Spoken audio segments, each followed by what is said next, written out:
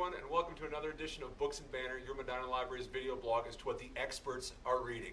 I'm your host, Eric Lucius, coming to you from the teen room at the Medina Library. With me today is our expert of experts, Mary Olson, our Reader's Advisory Librarian. Always a thrill to have you here. Today, we're going to talk about a book that's gotten all kind of buzz, The Return by Jason Mott. Starred reviews from all the professional publications. There was a CNN interviewed him. All the big major news outlets have interviewed him, talked about this book. It's getting all kinds of buzz. It's going to be turned into a TV series. Brad Pitt, I can't remember the name of his company, but Brad Pitt's production company has picked it up, and they're currently filming this. So you're going to be hearing more and more about this. It's going to show up on any list for book clubs. So we thought we'd kind of talk about it. We both read the book, obviously. And we both really enjoyed it, and there's lots of little fun things to talk about, lots of discussion for this book. So we wanted to talk about it with you, so you can get out there and get your own copy. There is a waiting list right now because it's so popular, but hopefully after you hear us banter about it, you'll want to pick it up. So, Mary, what did you think? I loved this book. I think this is one of the most unique, thought-provoking books I've ever read. The whole premise is, it asks the question, what would it be like if people came back from the dead? People who have passed away, our loved ones, if they return to us in human form. And the fascinating thing about this book is that there are just as many questions as you can imagine, but very few answers. There's a lot of things that are unresolved. The story centers around Harold and Lucille Hargrave, who are a couple in their 70s, whose 8-year-old son drowned 50 years ago. And he is one of the people that have returned. They're starting to show up all over the world.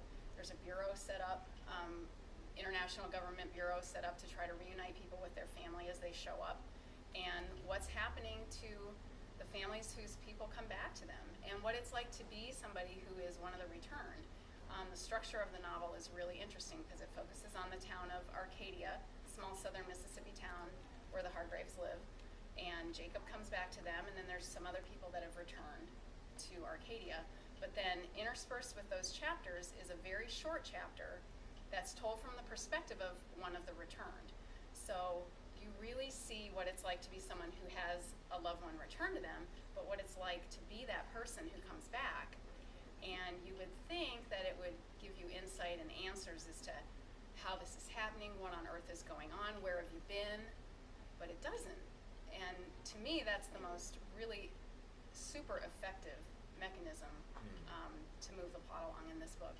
I think this is a perfect book club book. There is so much to talk about. No matter where you are on the scale of religious belief or ethical belief, there's an amazing, deep question in this book is what would it be like? What would we do if those loved ones came back to us? Right. Yes, yeah. I like something you told me. You said something right when you had, I think, finished the book or were almost finished with it, and I had just gotten it, about how it's just, like the first couple pages, it's just a stated fact. Like they've returned. There's no build up. It's not like a typical, because I think some people are trying to wrap this into kind of like the zombie genre. Right. And I can understand kind of where they're going at, but it's not like that at all. There's no there's no gore. It's not a zombie book at all. But yeah, it just starts right in like these people have returned, right, and here you go, and deal with it. Now, where it does kind of go with a lot of the books in the zombie genre is how does society and how do people deal with this unexplained thing, and that's what it is about, how people react to it and how they change. How I forget Harwell and what's his wife's name? You said already. Lucille. Lucille. So Harwell. Did I say that right? I may be making that up. Lucille and what's their name? Harold. Harold and Lucille. Harold and Lucille. And Lucille is one, like she changes, she's one of the first ones that changes perspective. And I think a lot of the characters do. It's not like they're unreliable narrators or anything, but it's just they change on their opinions and thoughts. There is a lot of like undertones about religion, spirituality, things like that. Yeah, really enjoyed the sub-chapters as well that you kind of mentioned, where it's a particular person that's returned and how they're adjusting. There's one, a couple that stood out in my mind was kind of a famous artist. He wasn't famous when he died, then he died, and then his art became famous, and then he comes back. Like, how do people react to him? The other one, the one that I found was most powerful, was some Nazi soldiers that had returned and were being harbored by a Jewish family. And there's people like, you know, with the pitchforks and the torches and stuff, like, bring them out, you know, really upset us. It was over in Europe, I can't remember which country it was. But things like that, just how people reacting to it. I loved the family of five, the Wilson family. Yes, absolutely. They were just really critical part of the story. They had died in a random mass murder. Someone came to their home in the middle of the night, broke in, and killed all five of them. This was in Arcadia, in the small town, and all five of the Wilsons are back, and people are just so scared of them. Mm-hmm. You know, you were murdered. We know what happened, and the murderer was never found, and so people are dying to ask them, who did this to you? You know, is it somebody? Should we go after them? Who did this to you? But at the same time, they're so terrified of them that they just vilify them immediately, like they become somebody that's persecuted. Right. The family literally chased down. Mm-hmm. It's very, very sad commentary, I think, on just mob mentality. Right. Is what's going on with the Wilsons. Absolutely. Yeah, absolutely. And he makes a point of that. You know, fairly early in the book, I think it almost like starts over in Europe how they're reacting. I think they even comment like how violent the reaction is. Yes. And then as it builds up, and then you know how it starts taking place in the United States, then it starts kind of going that way. And so I don't want to give away too much of the plot, but Talk about Agent Bellamy. Agent Bellamy, yes, yeah, the government gets involved. You have to set up a big bureau. Right, to handle the return. And Agent Bellamy is the agent assigned to Arcadia to kind of handle, at first, like the how to handle the return. One of my favorite parts was he actually asks, all these agents ask the loved ones, do you want them back? Right. Do you want your return to come back and live with you? Which I think was very, very, and that's towards the beginning of the book. I thought it was a very, very powerful part of the book. And just how Agent Bellamy develops and how his relationships with these people that he's, you know, first he's just a very, very, not stereotypical, very stock government agent. They talk about his, you know, sharp suit and everything. He's very, you know, to the point, very straightforward. But then how he develops as he gets involved in the lives of the people that he's dealing with. And being held in Arcadia is someone who has returned for him. Mm-hmm. And it's not clear at the beginning who that is, but towards the end of the book, there's a resolution for Agent Bellamy as to who is back for him and what he has to deal with.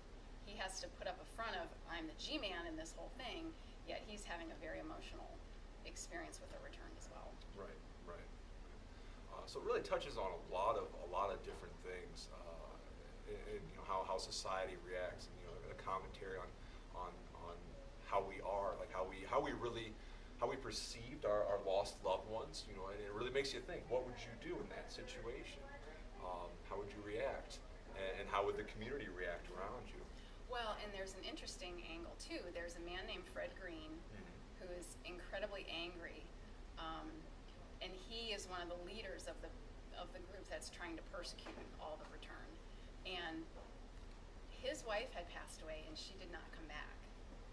And so that's really, really telling for him as to why he feels the way he does. Is it didn't happen for him, and so he was mad at the world when she died. Well, now he's really mad at the world because she didn't come back. Right. Just so many deep ethical dilemmas just for ordinary people, and that's my favorite part of the book. Is it's telling it as it's happening. He's not trying to tell you why. The people don't tell you where they've been. There's so many unanswered questions in this book, so if you're looking for a tidy little wrap up, it doesn't happen. Right. And you'll think about it for days and days and days afterwards. Absolutely. That's one of the criticisms that I'm seeing as well. Just right before we started filming, I was checking on a kind of a blog about people's reactions to this book and that unresolved issues. Like that bothers some people. It didn't for me. I mean, that made the book. No, it was appealing. Because you really don't get those final answers.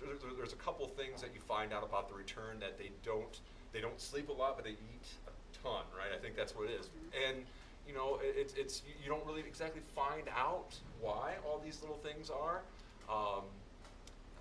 There's all these questions of what were you doing? Everyone wants to know what were you doing between the time you died and your return. What's going on? You really Where don't were you? find What out. was it like? They don't Yes. tell you. Yes. So that's the criticism. That's if that's going to bother you, then you probably won't like this book.